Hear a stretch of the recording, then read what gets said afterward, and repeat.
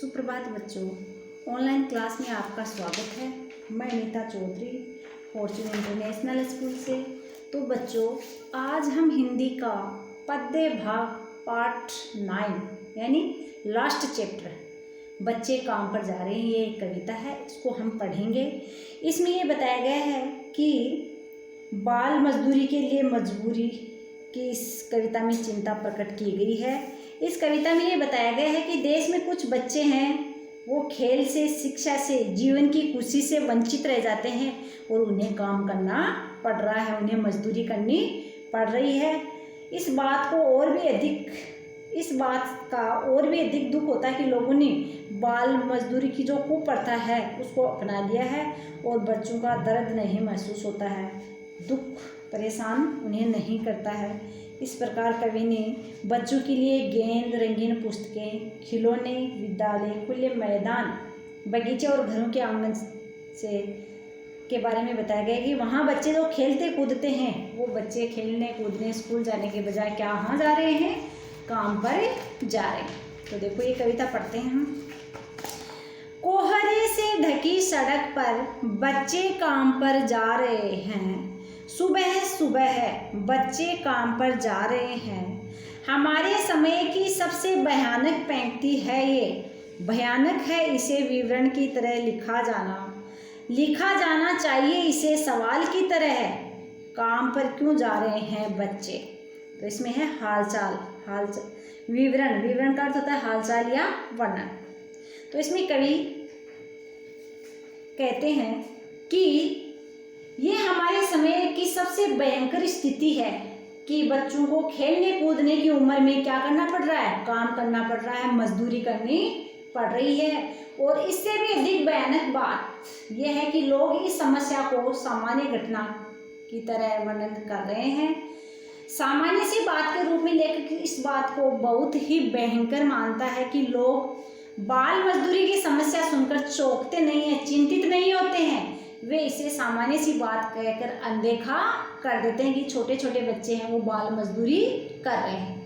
भयंकर ठंड होती है, यानी कोहरे की ढकी सड़क, भयंकर ठंड है, कोहरा छाया हुआ है, बच्चों का काम पर जाना, बचपन के प्रति समाज की उपेक्षा और हृदय की हीनता इसमें प्रकट की गई है। तो इसमें कवि कह रहा है कि कोहरा छा रहा है, सड़क कोहरे से ढकी हुई है, धुंधला धुंधला दिखाई दे रहा है और बच्चे क्या कर रहे हैं, सुबह सुबह ही काम पर जा रहे हैं।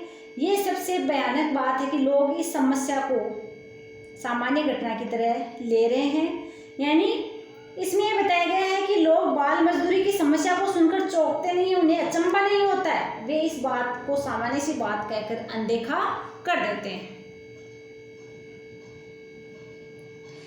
इसमें यह भी बताया गया है कि समाज में बचपन की जो दुखद दशा का प्रश्न किया गया, यानी बच्चे हैं उनका बालपन में ही शोषण हो रहा है, बच्चों से काम करवाया जा रहा है, जिससे क्या है वो खेलना, विद्यालय जाना, इन चीज़ों से क्या है वो वंचित हो रहे हैं और काम पर जा रहे हैं, मजदूरी पर जा रहे हैं। क्या अंतरिक्ष में गिर गई सारी गेंदें, क्या दिमकू ने खा लिया है सारी रंग बिरंगी किताबों को, क्या काले पहाड़ के नीचे दब गए हैं सारे खिलौने, क्या किसी भूकंप ने ढह गई है सारे मदरसों की इमारतें, क्या सारे मैदान, सारे बगीचे और घरों के आंगन खत्म हो गए हैं एकाएक। अंतरिक्ष का अर्थ होता है आकाश, मदरसा का अर्थ होता है विद्यालय। तो इसमें कवि कहता है कि बाल शोषण की समस्या की ओर इशारा करते हुए हमारा ध्यान खींचा कि छोटे छोटे बच्चे हैं वो अपने परिवार की गरीबी के कारण धन कमाने को विवश हो जाते हैं, धन कमाने के लिए, पैसे कमाने के लिए मजबूर हो जाते हैं। क्यों? मजदूरी करते समय उनका शोषण होता है और छोटे छोटे बच्चों से मजदूरी करवा के और क्या करते हैं, उनका शोषण करते हैं, काम ज़्यादा करवाते हैं और उसके बदले उन्हें पैसे कम देते हैं। कवि गेंदों के नष्ट होने के बारे में ये बता रहा है कि बाल मजदूरों की अभी खेलने की उम्र है, यानी ये बच्चे हैं इनकी अभी खेलने की उम्र है, लेकिन इस उम्र में क्या कर रहे हैं, वो कामकाज कर रहे हैं, यानी मजदूरी कर रहे हैं।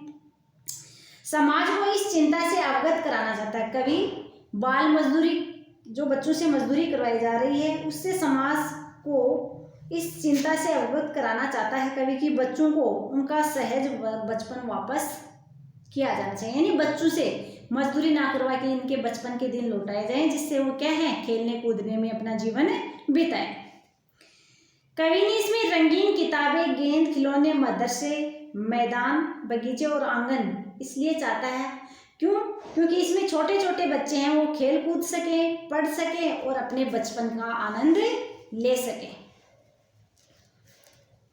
फिर है, तो फिर बचा ही क्या है इस दुनिया में, कितना भयानक होता अगर ऐसा होता।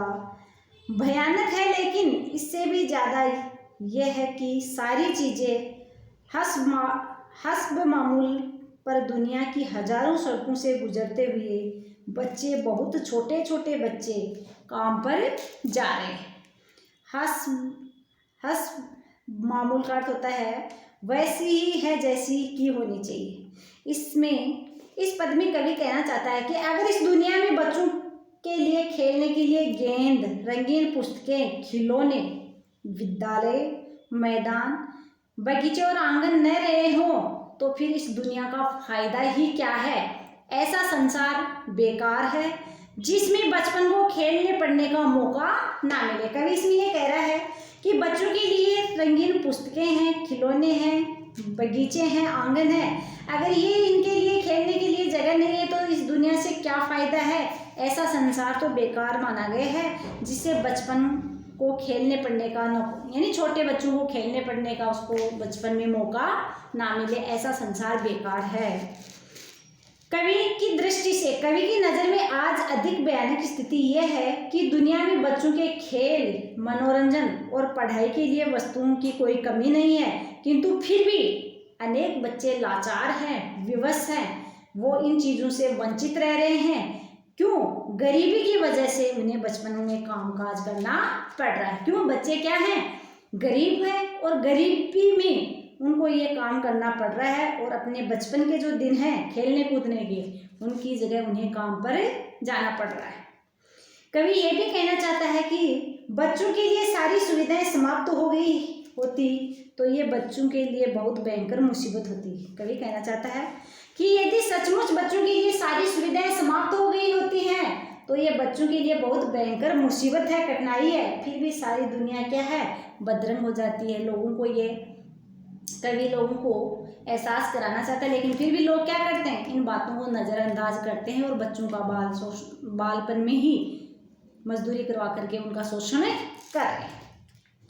तो इसमें कवि ने ये कहा है कि बच्चों के लिए खेलने के रंगीन पुस्तकें हैं, खिलौने हैं, विद्यालय, बगीचे और आंगन हैं, ये नहीं भी रहे तो ऐसी दुनिया से क्या फ़ायदा है जिसमें बच्चों के खेलने के लिए ये चीज़ें ही ना हैं, बचपन को खेलने कूदने का इनको मौका ही ना मिले।